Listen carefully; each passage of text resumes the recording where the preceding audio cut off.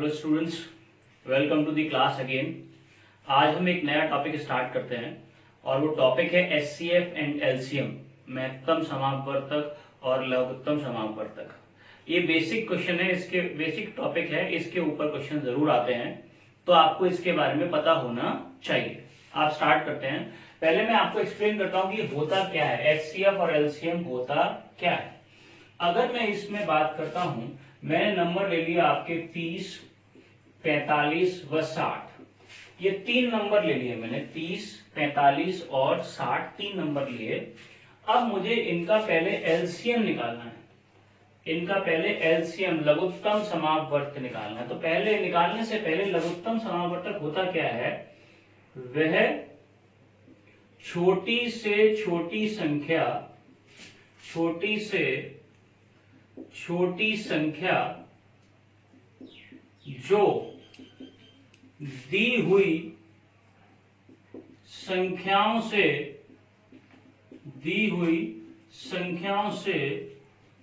पूर्णतः विभाजित होती है। तो ये जो है क्या है, एलसीएम। एलसीएम है वह छोटी से छोटी संख्या जो दी हुई संख्या से पूर्णतः विभाजित होती है, उसको आप एलसीएम या लीस्ट कॉमन मल्टीपल कहते हो। अब अगर मैं देखूं 30, 45 और 60, 30, 45 और 60 हम सबने बचपन में ऐसे ही सीखा है। ऐसे 2 से भाग किया 15 बार, ये 45 जाएगा नहीं, 60 में जाएगा 30 बार। फिर 2 से किया 15, ये 45 जाएगा नहीं और ये जाएगा आपका 15 बार। फिर 5 से कर दिया हमने, 5 तिया 15, 5 नाम 45, 5 तिया 15। फिर 3 से कर दिया, 3 एकम 3, 3 तिया 9, 3 एकम 3। फिर 3 से कर दिया, 3 एकम 3, 3 एकम 3, 3 एकम 3। तो ये जो नंबर आए कौन कौन से, 2 इंटू 2 इंटू 5 इंटू 3 इंटू 3, 2 दूनी 4 पंजे 20 तिया 60 इंटू 3, 180।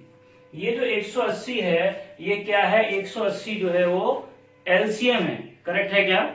अब देखें ध्यान से, 180 वो नंबर है जो 30, 45 और 60 से कंप्लीटली डिवाइड हो जाता है। करेक्ट है? 180 क्या है, 30, 45 और 60 से पूर्णतः डिवाइड होने वाली, पूर्णतः विभाजित होने वाली सबसे छोटी संख्या है। मतलब 180 इन सबका एलसीएम है। करेक्ट है? तो एलसीएम निकालने का ये तरीका हमने सब ने पढ़ा है। एक और तरीका है, मैं आपको सिखाऊंगा। ये बेसिक तरीका है जो हम सबने सीखा है। तो 180 वो नंबर हो गया जो 30, 45 और 60 से कंप्लीटली डिवाइड होता है, उसको होती है, वही क्या कहलाएगी, एलसीएम। एक शब्द इसके लिए और आता है, वो होता है सार गुणज। क्या होता है, सार गुणज। सार मतलब सभी से, गुणज मतलब विभाजित होता हो, मल्टीपल हो। तो सार मतलब सभी से विभाजित होता हो, गुणज मतलब इन सब का मल्टीपल। तो 180 30, 45 और 60 का सार गुणज है, सबसे छोटा सार गुणज भी है। तो एलसीएम का एक और नाम है, एक तो लघुत्तम समापवर्तक है और दूसरा नाम है सार्व गुणज। करेक्ट है क्या? अब दूसरी बात आती है किसकी, एचसीएफ, हाईएस्ट कॉमन फैक्टर, महत्तम समापवर्त। अब महत्तम समापवर्त कैसे निकालते हैं वो मैं आपको यहाँ पे दिखाता हूं। ये आपके 30, 45 और 60 30 संख्याएं हैं। करेक्ट है? इसका एक तरीका होता है, बेस्ट तरीका, वो है भाग करने का। तो इसमें क्या करते हैं, पहले एक संख्या को दूसरी संख्या से डिवाइड करते हैं। 30 से डिवाइड किया, 30 एकम 30, कितने बचे, 15। 15 से फिर किया 30 को, 15 दूनी 30, चला गया। तो 15 वो नंबर है जो 30 और 45 को डिवाइड करेगा। यानी कि 15 और 30 का मासा या एचसीएफ, सॉरी 30 और 45 का मासा एचसीएफ क्या है, 15 है। लेकिन हमारे पास तो नंबर 3 है, 30 है, 45 है और 60 है। तो हम क्या करेंगे, ये जो एचसीएफ निकाला 15, इससे डिवाइड करके देखते हैं कि डिवाइड होगा कि नहीं। 15 चौक 60 डिवाइड हो गया। अगर डिवाइड हो गया तो तीनों का मासा क्या है? 15 है। एचसीएफ 15 है। करेक्ट है। तो एलसीएम क्या होता है? वो सबसे छोटी संख्या जो पूर्णतः विभाजित करती है दी हुई संख्याओं से। और एचसीएफ मैंने देखा, एचसीएफ क्या है? अगर ध्यान से देखें तो आंसर निकल के क्या आया? 15। क्या 15 30 को डिवाइड करता है? 15 दूनी 30। 45 को करता है? 15 तिया 45। 60 को करता है? 15 चौक 60। यानी कि 15 वो सबसे बड़ी संख्या, 15 सबसे बड़ी संख्या है जो 30, 45 और 60 को पूर्णतः विभाजित करती है। बात समझ में आ गई कि नहीं? अब देखिए ध्यान से, इसको यहां पर देखते हैं, आपके लिए मैं समझाता हूं इसको पूरा ध्यान से, इधर ही। तो अभी एचसीएफ या मासा की बात करें तो मासा की डेफिनेशन क्या हो गई? मासा की डेफिनेशन हो गई वह बड़ी से बड़ी संख्या, वह बड़ी से बड़ी संख्या जो दी हुई संख्याओं को पूर्णतः विभाजित करती है। और हमें पता है कि जो हमने नंबर लिए थे कौन कौन से? 30, 45 और 60। इनमें 15 वो सबसे बड़ी संख्या है जो 30 को भी डिवाइड करेगी, 45 को भी डिवाइड करेगी और 60 को भी। करेक्ट है। 15 से छोटी संख्या तो हो सकती है जो इन तीनों को डिवाइड करे, जैसे 5 से भी हो जाएंगी, 3 से भी हो जाएंगी, लेकिन 15 से बड़ी कोई संख्या ऐसी नहीं होगी जो 30, 45 और 60 को डिवाइड करेगी। तो ये कहलाता है आपका एचसीएफ या मासा। इसका एक और दूसरा नाम है और वो है सार्वगुणनखंड। सार्वगुणनखंड, सबका गुणनखंड। अब सार्वगुणनखंड का मतलब है सबका गुणनखंड। तो इसमें दो बातें आती हैं, सबसे बड़ा सार्वगुणनखंड। इसका सही नाम ये भी है, सबसे बड़ा सार्वगुणन, सबसे बड़ा। अब 15 जो है सबसे बड़ा है, जो इन सबका फैक्टर, इन सबका गुणनखंड है तो 5 भी, 5 से भी ये तीनों डिवाइड हो जाएंगे, 3 से भी ये तीनों डिवाइड हो जाएंगे, पर सबसे बड़ा कौन सा है? सबसे बड़ा क्या है? 15। तो एचसीएफ मासा का दूसरा नाम सबसे बड़ा सार्वगुणनखंड भी है। करेक्ट हो गया। तो अब इन ये जो दो बेसिक बातें पता चली हमको एचसीएफ और एलसीएम के बारे में, एचसीएफ एलसीएम कैसे निकालते हैं, अब उसके आधार पर हम पहले सबसे आसान वाले क्वेश्चन देखते हैं जो सिर्फ इनसे ही रहेंगे।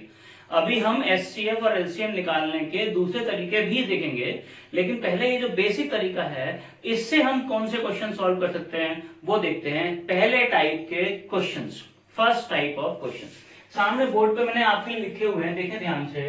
क्वेश्चन क्या है? 200 और 400 के बीच में 30, 45 व 60 का सबसे छोटा सार्वगुणज। अब देखो ध्यान से, 30 और 45 और 60 का क्या कहा है? सबसे छोटा सार्वगुणज। अब सबसे छोटा सार्वगुणज तो होता है इनका एलसीएम, जो इनका गुणज हो। तो 30, 45 और 60 का अभी हमने एलसीएम निकाला था। 30, 45 और 60 का आपने एलसीएम निकाला था, अगर आपको याद हो ऐसे।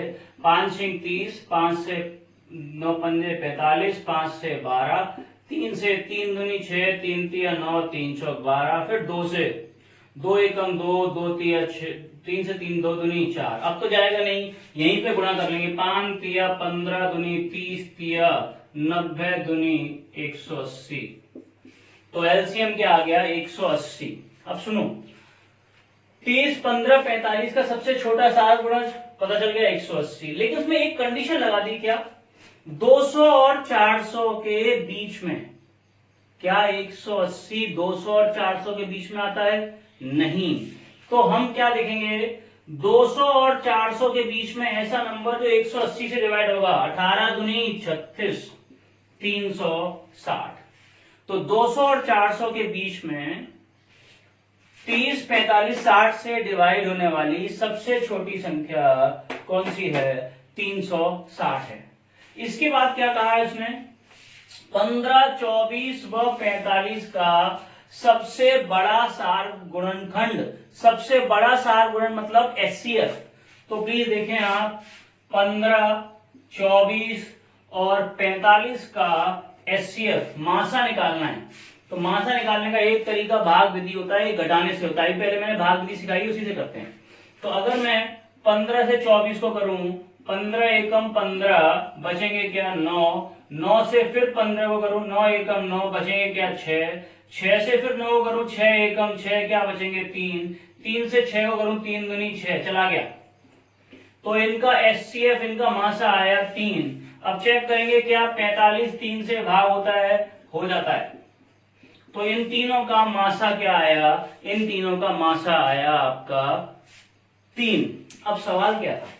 सवाल था 200 और 400 के बीच में 30, 40, 45 का सबसे छोटा सार गुणनखंड, सार गुणन यानी कि 180 जो हमने निकाल लिया यहाँ पर, सॉरी 360 जो हमने निकाल लिया यहाँ पर, ये रहा, और प्लस 15, 24, 45 का सबसे बड़ा सार गुणनखंड। सबसे बड़ा सार गुणनखंड इन तीनों को डिवाइड करने वाली सबसे बड़ी संख्या, वो क्या निकाली हमने? 3। तो हमारा आंसर क्या आया? 363। करेक्ट है क्या? ये इसका फर्स्ट क्वेश्चन हो गया। अब मैं आपको कराता हूं, अब देखिए तो ध्यान से, मैं अब आपको ये जो मैंने आपको कराया है इसी को शॉर्ट निकाल के बताता हूं। पूरा ध्यान इधर, ध्यान से। अब इस सवाल को आप शॉर्ट में अगर पहले एचसीएफ एलसीएम कैसे निकालेंगे तो देखें, पूरा ध्यान इधर। 30, 45 और 60 इनका एचसीएफ मासा देखें, वैसे हमें साफ दिखाई दे रहा है, ये 15 से कट रहे हैं। 15 दूनी 30, 15 तिया 45, 15 चौक 60, 15 इनमें कॉमन आ गया। अब 2 और 4 में भी 2 कॉमन है, उसको भी बाहर निकाल लिया। अब रह गए ये, और ये आ गया इसका एलसीएम। 15 दूनी 30, तिया 90, दूनी 180 एलसीएम। लेकिन मुझसे क्या कहा गया था? 200 और 400 के बीच। तो 180 तो 200 400 के बीच में नहीं है, तो 18 का दुगना करेंगे 360 इनके बीच में आ जाएगा। तो यहां से यहां तक की जो बात है ये आ गई आपकी कितनी? 360। अब क्या कहा है? 15, 24 और 45 का एचसीएफ मासा। अब इसको डायरेक्ट निकालने का तरीका होता है घटा के। सुनो, सीखो ध्यान से, इन दोनों में से घटाओ। 24 में से 15 गए तो क्या बचे? 9। और इसमें से घटा दो, यहां पे कितने बचे? 21। अब आपको साफ दिख रहा है, आप घटा भी सकते हो या फिर ऐसे देख सकते हो। ऐसी कौन सी संख्या दिख रही है जो 9 और 21 दोनों को डिवाइड करे? 3, 3 तिया 9 और 3 सत्ते 21, दिख रही है कि नहीं? 3 तिया 9, 3 सत्ते 21। तो इनका कॉमन क्या है? इनमें कॉमन आ गया 3। तो आपका आंसर क्या है? दोनों के बीच में प्लस का निशान है, आपका आंसर आ गया 360 प्लस 3, 363। करेक्ट है। तो एचसीएफ भाग करके भी निकाला जा सकता है और घटा के भी। अगले वाले क्वेश्चंस में हम घटा के ही इस्तेमाल करेंगे ताकि आपका टाइम कम लगे। इधर देखते हैं ध्यान से। अगला क्वेश्चन है आपका, मैंने लिखा है बोर्ड पर, ध्यान से पढ़िए। कहता है 36, 54 और 60 का सबसे छोटा सार गुणज मतलब एलसीएम। तो 36, 54 और 60 का एलसीएम। तो मैंने आपको क्या चीज सिखाई है? आपको ऐसे बोला, पहले वो संख्या निकाल लो जो इन तीनों को डिवाइड करेगी, और वो साफ दिख रही है आपको क्या? 6। 6 6 36, 9 6 54, 6 ढाई 60। अब इन दोनों में क्या कॉमन दिख रहा है? 3। 3 दूनी 6, 3 तिया 9, 10 ऐसे ही रहेगा। और इन दोनों में अब क्या कॉमन दिख रहा है? 2, 2 एकम 2 और 2 पंजे 10। अब कुछ कॉमन नहीं दिख रहा है, ये आ गया आपका एलसीएम। 6 तिया 18, दूनी 36, तिया 108, पंजे 360। 108 पंजे, सॉरी 6 तिया 18 दूनी 36, पंजे 180 इंटू 3 540, सॉरी 540 क्या आ गया इनका एलसीएम, यानी कि 36, 54, 60 का सबसे छोटा 60 डिवाइड बाई क्या है 90 आ गया आंसर। तो 540 को 90 से डिवाइड किया, 9 6 54 क्या आ गया 6। ये जो क्वेश्चन है ये सीटेट के तो फेवरेट क्वेश्चन है, ध्यान रखिए। हम इसमें CTET, TET, super TET, SSC सब करेंगे, लेकिन अभी जो मैं बता रहा हूं ये जो क्वेश्चन फेवरेट है किसका आएगा, ये फेवरेट क्वेश्चन है सीटेट का। देखो ध्यान से, और अगला क्वेश्चन है आपका, ध्यान से देखेंगे, और वो है 30, 60 व 42 के सबसे छोटे सार गुणज, मतलब फिर से एलसीएम। और देखो 30, 60, 42, 6 का पहाड़ा आता होगा, 6 पंजे 30, 6 दाई 4, 60 और 6 सत्ते 42। अब इन दोनों में आपको 5 कॉमन दिख रहा होगा, वो भी बाहर निकाल लो। 5 एकम 5, 5 दूनी 10, 5 ये 7 का 7 रहेगा। याद रखो ब्रैकेट के अंदर जो संख्याएं हैं उनमें कुछ कॉमन नहीं बचना चाहिए। अब निकाल लो, 6 पंजे 30 दूनी 60 इंटू 7 420, ये आ गया 30, 60 और 40, 42 का सबसे छोटा सार गुणज। अब क्या है सबसे बड़े सार गुणनखंड। अब सबसे बड़ा सार गुणनखंड का मतलब है एचसीएफ, और एचसीएफ क्या होता है, जो तीनों में कॉमन होता है। वो तो साफ जैसे दिख रहा था आपको, 30, 60, 42 में साफ दिख रहा है आपको कॉमन क्या है 6 है। 6 पंजे 30, 6 ढाई 60 और 42 ये इसका मासा है। लेकिन फिर भी आपको निकालना है तो चेक करके दिखा देता हूं। इन दोनों का अंतर क्या है 30, इन दोनों का अंतर क्या है 18, और ये दोनों संख्या किससे कट रही हैं 6 पंजे 30, 6 3 18 दिख रहा होगा आपको। तो ये आ गया आपका 6 इनका मासा। डायरेक्ट भी निकल रहा था और निकाल के भी देख सकते हैं। अब उसमें करना क्या है आपको, इनका गुणनफल निकालना है, प्रोडक्ट। और गुणनफल मतलब 420 इंटू 6, 6 दूनी 12, 6 चौक 24 और 1 25। तो आंसर आ गया आपका 2520, करेक्ट है। और इस पर एक लास्ट क्वेश्चन और देख लीजिए, टाइप क्लियर हो जाएगा आपका। सीटेट का फेवरेट क्वेश्चन है, ये वाला टाइप क्लियर हो जाएगा आपका। देखो ये सीटेट प्राइमरी का है, अभी सारे और भी करेंगे, सीटेट भी करेंगे, सीटेट प्राइमरी भी करेंगे, स्टेट भी करेंगे, सुपर टेट भी करेंगे, ऐसे सारे लेवल करेंगे, चिंता मत करो। लेकिन ये जो मैं बता रहा हूँ ये इसका प्राइमरी लेवल है। अब इसका लास्ट क्वेश्चन देखते हैं, इसके जैसा है जो, और ये क्या है 21 और 49 के बीच 7 के गुणजों का गुणनफल का योगफल।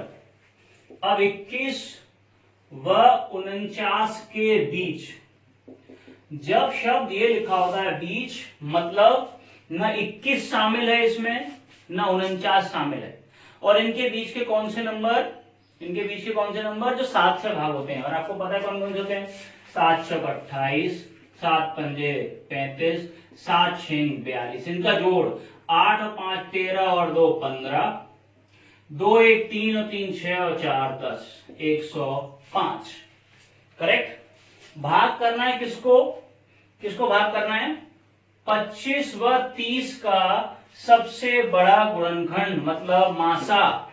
और आपको पता है 25 और 30 का सबसे बड़ा गुणनखंड साफ दिख रहा है, पचम 25, 5 30 घटा के भी निकाल सकते हैं, एक ही बात है। वो क्या करना है भाग, तो 105 को भाग किया 5 से, तो 21 पंजे 105, करेक्ट है क्या। अब देखते हैं अगला टाइप। तो अभी मैंने आपको बताया एचसीएफ एलसीएम दोनों जो बेसिक थे, आपको एचसीएफ समझ में आ गया क्या होता है, एलसीएम समझ में आ गया कि क्या होता है। अब हम बात करते हैं अलग अलग टॉपिक पे। तो पहले शुरुआत करते हैं अब एचसीएफ, यानी कि अब केवल क्वेश्चन किस पे करेंगे हम एचसीएफ पे करेंगे। जरा देखते हैं, फर्स्ट क्वेश्चन मैंने आपके लिखा है, यह है A square B to the power 4 C to the power 6 B cube 6 की पावर 8 ए की पावर 4 ए की पावर 8 बी की पावर 6 सी की पावर 2 का मासा क्या होगा, एचसीएफ क्या होता है। अब प्लीज देखो ध्यान से, पूरा ध्यान से इधर सुनेंगे। ए की पावर कितनी है 2, बी की पावर है 4, सी की पावर है 6, ऐसे ही बी की पावर 3, उसके बाद है c की पावर 8, फिर है a की पावर 4 और लास्ट है a की पावर 8, b की पावर 6 और c की पावर 2। अगर मुझे इनका एचसीएफ या मासा निकालना है तो याद रखो मासा होता क्या है। मासा होता है सबसे छोटे अभाज्य गुणनखंडों की सबसे छोटी पावर का गुणा, और एलसीएम क्या होता है, सभी अभाज्य गुणनखंडों की सबसे बड़ी पावर का गुणा। पहले मैं आपको एक्सप्लेन करता हूं, देखो ध्यान से। मान लो आपने नंबर लिए 24, 36, 40, 3। अब अगर इनका मासा निकालना है तो मैंने आपको सिखाया है कैसे निकालते हैं। इन दोनों का अंतर क्या आया, इन दोनों का अंतर आया 12। इन दोनों का अंतर क्या आया, इन दोनों का अंतर आया 4। और साफ दिख रहा है इनका मासा क्या होगा, 4, 4 एकम 4, 4 तिया 12। तो इनका मासा तो क्या आ गया, 4 आ गया। ये इसको निकालने का डायरेक्ट मेथड है घटा के। अगर मुझे इनका एलसीएम निकालना है, 24, 36 और 40 का एलसीएम निकालना है, करेक्ट। तो देखना जरा ध्यान से, क्या करूंगा, इसका एलसीएम निकालने का तरीका है, मासा क्या निकला 4, सब में से 4 निकाल लो। 4 6 24, 4 नाम 36, 4 ढाई 40। अब इन दोनों में क्या कॉमन दिख रहा है आपको, इन दोनों में कॉमन दिख रहा है 3, 3 दूनी 6, 3 तिया 9, 10। अब इन दोनों में 2 कॉमन दिख रहा है, तो 4 इंटू 3 इंटू 2 बाहर निकाल लिया, 3 1 3 और 5 बचा। इनका गुणा करो, गुणा कर देंगे तो 4 तिया 12 दूनी 24 तिया 72 पंजे 360। 4 तिया 12 दूनी 24 तिया 72 पंजे 360। ये आ गया इनका क्या, एलसीएम। करेक्ट है। अब मैं जो आपको सिखा रहा हूं उस पर ध्यान दीजिए प्लीज। अगर मैं अलग अलग लिखता तो 24 को क्या लिख लेता, 8 तिया 24, 2 दूनी 4 दूनी 8 तिया 24, यानी कि 2 की पावर 3 इंटू 3 की पावर 1। और 36 को क्या लिख लेता, 4 नाम 36, 2 दूनी 4, 3 तिया 9, यानी कि 2 की पावर 2, 3 की पावर 2। 40, 8 पंजे 40, क्या लिख लेता, 2 की पावर 3 इंटू 5 की पावर 1। अब मेरी बात ध्यान से सुनो, इनका जरा एचसीएफ देखो, मासा। तो मासा निकालने के लिए पहले मुझे बताओ कि इन सब में कॉमन क्या है। साफ दिख रहा है 2 भी कॉमन है और 3 कॉमन है क्या, नहीं। 3 इन दोनों में आता है, इसमें नहीं आता। 5 इसमें आता है, इन दोनों में नहीं आता, यानी कि कॉमन सिर्फ 2 है, कॉमन सिर्फ 2 है।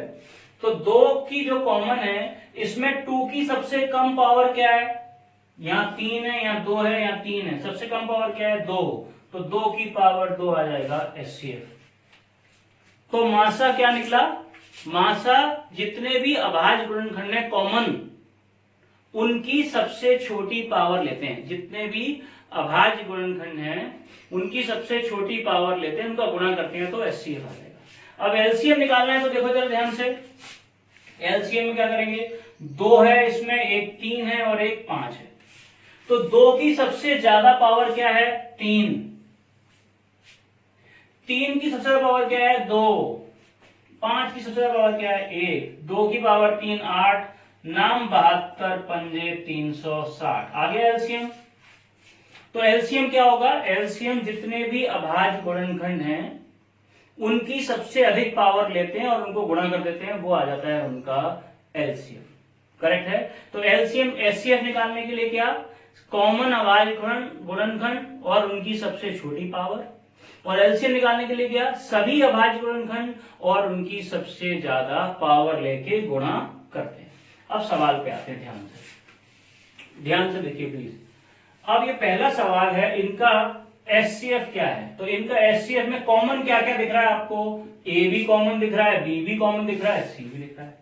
और एचसीएफ निकालने के लिए सबसे छोटी पावर लेते हैं। सबसे छोटी पावर ए बी कितनी है, 2, यहाँ पर 4 है, यहाँ पर 6 है, सबसे छोटी पावर यही है। बी की सबसे छोटी पावर क्या है, यहाँ 4 है, यहाँ 3 है, यहाँ 6 है, तो सबसे छोटी पावर क्या आ गई, 3।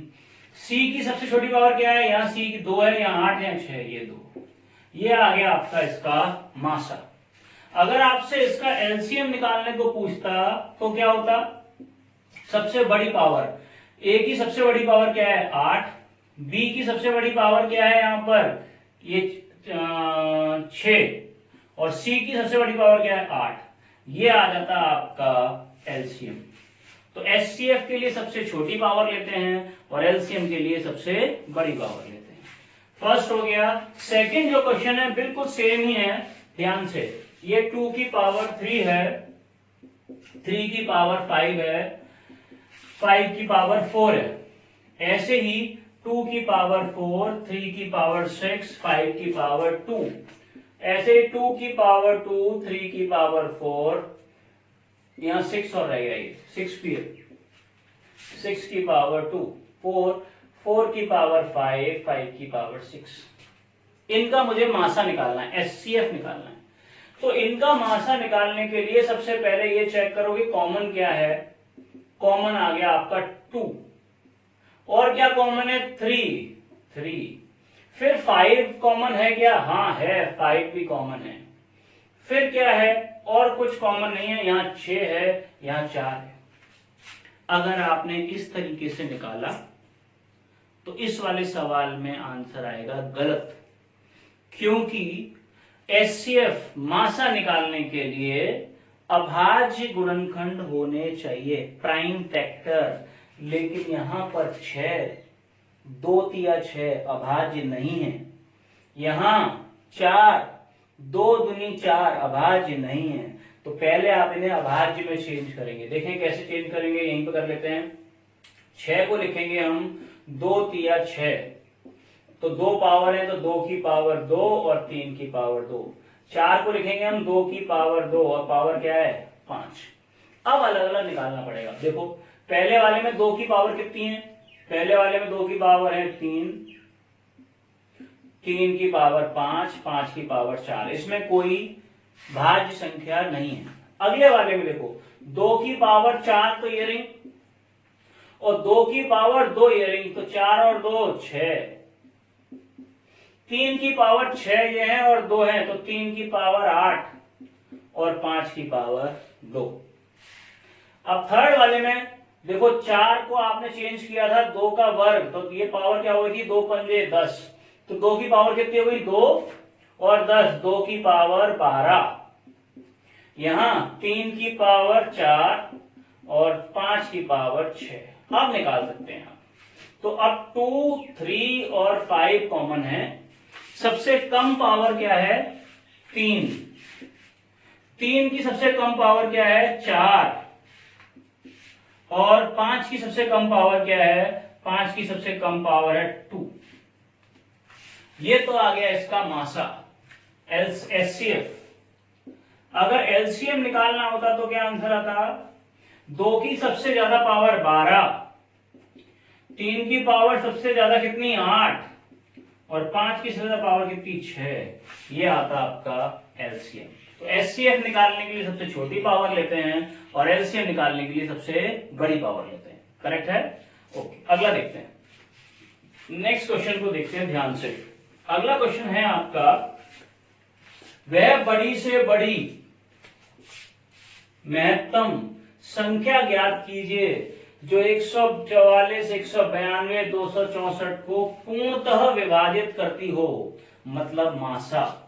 किस किस को डिवाइड करती हो? 144, 192 और 264। मैंने क्या कहा है? मासा इतनी मेहनत करने की जरूरत नहीं, घटा लो। जब इन दोनों में से घटाओगे इसको तो कितना बचेगा? 48। और जब यहां पर घटाओगे तो कितना बचेगा? यहां बचेगा 72। और साफ दिख रहा है 24 दूनी 48 और 24 तिया 72। घटा के भी निकाल सकते हैं आप। 72 में से 48 घटाएंगे तो 24 आ गया, तो मासा क्या आ गया आपका? 24 आ गया। तो वो बड़ी से बड़ी संख्या जो इन तीनों को डिवाइड करेगी वो क्या होगी? 24 होगी। ये इसको निकालने का डायरेक्ट मेथड है। अगला ध्यान से सुनिए। अभी तक तो जो सवाल था उसमें कोई शेषफल नहीं था, अगले वाले में शेषफल है। पढ़ते हैं क्या है? वह बड़ी से बड़ी संख्या ज्ञात कीजिए जिससे 122 और 243 को भाग करने पर 2 और 3 बचे, यानी कि पहले में बच रहा है 2 और दूसरे में बच रहा है 3।